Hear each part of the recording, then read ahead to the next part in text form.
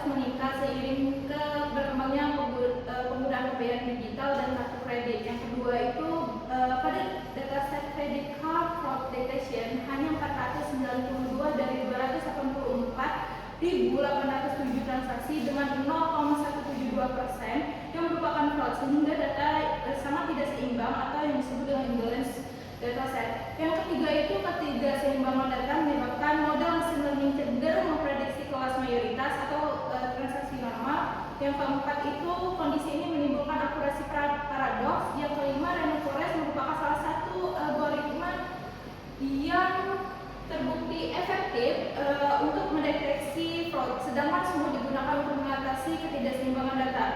Nah, belum banyak penelitian mengkaji secara sistematis pengaruh berbagai tingkat ketidakseimbangan data atau imbalance rasio terhadap kinerja random forest. Adapun rumusan masalah yang pertama, bagaimana pengaruh tingkat ketidakseimbangan distribusi data terhadap kinerja model random forest dalam mendeteksi fraud transaksi digital. Yang kedua itu bagaimana perbandingan kinerja model random forest sebelum dan setelah dilakukan penanganan ketidakseimbangan data menggunakan semut. Yang ketiga ini metrik evaluasi apa yang paling representatif dalam menilai kinerja model random forest pada kondisi dataset tidak seimbang. Tujuan penelitian yang pertama itu menganalisis pengaruh tingkat ketidakseimbangan distribusi data terhadap kinerja model random forest dalam mendeteksi fraud transaksi digital. Yang kedua itu mengevaluasi perbandingan kinerja model random forest sebelum dan setelah dilakukan penanganan ketidakseimbangan data menggunakan semut. Yang ketiga ini mengidentifikasi metrik evaluasi yang paling representatif dalam menilai kinerja model random forest pada kondisi dataset tidak seimbang. Adapun manfaat penelitian yaitu memberikan gambaran kepada pengembang sistem mengenai dampak distribusi data terhadap kinerja model random forest. Yang kedua itu menjadikan dasar pertimbangan dalam menentukan strategi penanganan ketidakseimbangan data sebelum implementasi model. Yang ketiga itu membantu institusi keuangan memilih metrik evaluasi yang lebih representatif. Secara teoritis, itu memberi kontribusi pada pengembangan kajian machine learning khususnya terhadap pengaruh random forest.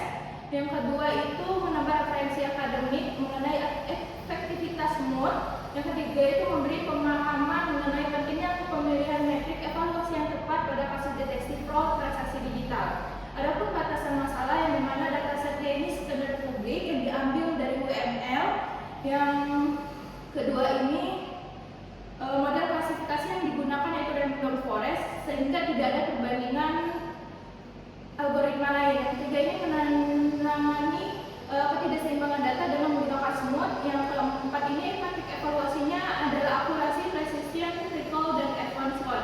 Yang kelima tidak membahas implementasi real-time maupun integrasi dengan sistem perbankan atau fintech. Pada landasan teori atau tinjauan pustaka, fraud transaksi digital ini merupakan tindakan penipuan atau penyalahgunaan sistem keuangan elektronik untuk memperoleh keuntungan secara legal. Sehingga oleh karena itu diperlukan sistem deteksi fraud yang mampu mengidentifikasi transaksi mencurigakan secara akurat dan cepat. Imbalance dataset salah satu tantangan utama pada deteksi fraud transaksi digital dengan adalah ketidakseimbangan data atau imbalance dataset. Pada dataset credit fraud detection hanya 492 dari 284.807 transaksi yang merupakan fraud, sedangkan sisanya adalah transaksi normal. Yang ketiga itu kondisi ini menyebabkan model ini cenderung mempelajari kelas mayoritas sehingga kemampuannya mendeteksi fraud menjadi menurun. Yang selanjutnya ini ada random forest yang dimana merupakan algoritma ensemble learning yang membangun banyak decision tree dan menggabungkan hasil prediksi melalui majority voting. Selanjutnya ini ada smooth, ada synthetic minority oversampling technique. Yang dimana teknik oversampling yang digunakan untuk mengatasi ketidakseimbangan data pada kelas minoritas. Selanjutnya ini ada metrik evaluasi yang dimana kinerja model dievaluasi menggunakan akurasi, precision, recall, dan advanced score. Yang dimana pada kasus imbalance dataset, akurasi tidak hanya mampu mencerminkan performa model yang sebenarnya karena dapat menghasilkan akurasi paradoks. Oleh karena itu, recall dan advanced score menjadi metrik utama karena mampu menggambarkan kemampuan model dalam mendeteksi transaksi fraud secara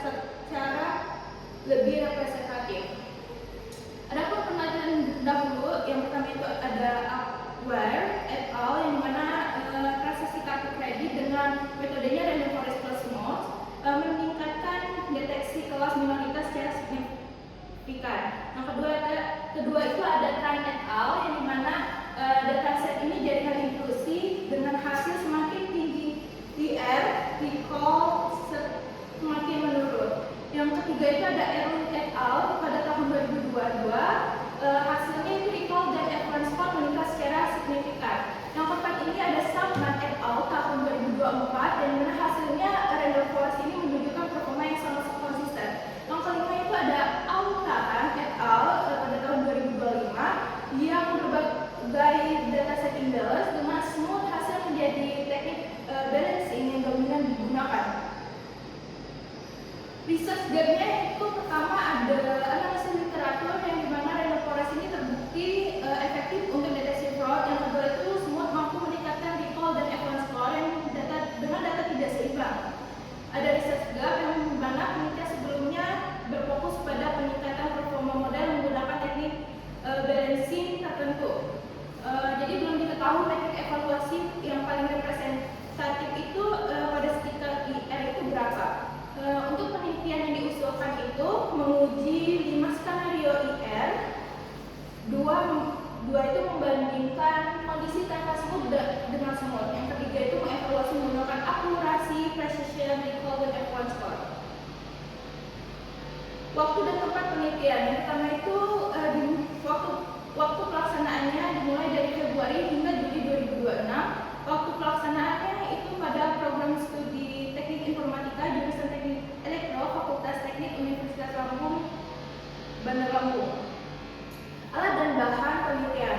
Alat penelitiannya itu ada laptop, Python 3.9, Jupyter Notebook, Scikit-learn, Imbalance-learn, Pandas, dan Numpy, serta Matplotlib dan Sunburn. Jadi bahan penelitian ini, dataset ini dalam penelitian ini adalah Credit Card Fraud Detection dataset yang diperoleh oleh OpenML yang terdiri dari 284.807 transaksi dengan 284.311 transaksi normal dan 492 transaksi fraud. Jadi memiliki 31 atribut yang digunakan untuk menganalisis pengaruh ketidakseimbangan data terhadap kinerja model random forest. Ini ada sumbernya. Yang selanjutnya ini adalah alur penelitian yang dimana yang pertama itu ada analisis literatur, yang kedua itu random forest terbukti efektif dalam mendeteksi fraud. Yang ketiga itu smooth mampu meningkatkan recall dan F1 score pada data tidak seimbang. Yang keempat itu tingkat ketidakseimbangan data mempengaruhi terhadap kinerja model. Jadi selanjutnya ini ada pengumpulan dataset, dan di mana pengumpulan dataset ini bersumber dari OpenML dataset ID 1519